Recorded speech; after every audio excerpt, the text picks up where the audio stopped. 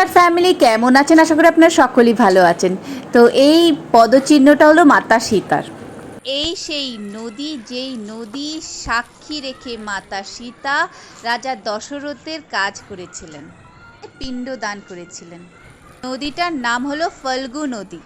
তাই আছে মাতা সীতা ফল্গু নদীকে শ্রাপ দিয়েছিলেন, নদীর জল শুকনোই থাকবে, কখনো জল দেখা যাবে না।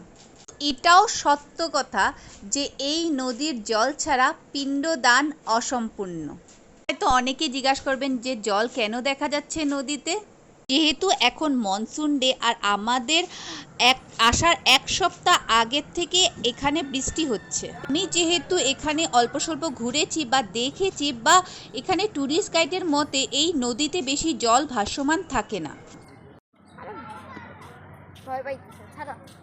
তা সীতার হাত পিণ্ড নিয়ে এই জায়গাটার নামই হলো সীতাকুণ্ড, ফল্গু নদীর তীরে, যেখানে মাতা সীতা রাজা দশরথকে পিণ্ড দান করেছিলেন।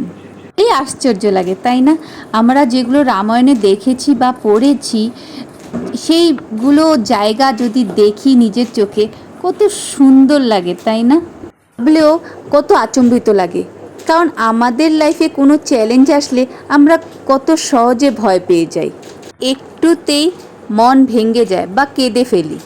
কিন্তু দেখতে গেলে মাতা সীতা কত চ্যালেঞ্জ নিয়েছে নিজের জীবনে, কত কিছু সহ্য করেছে, তাই না?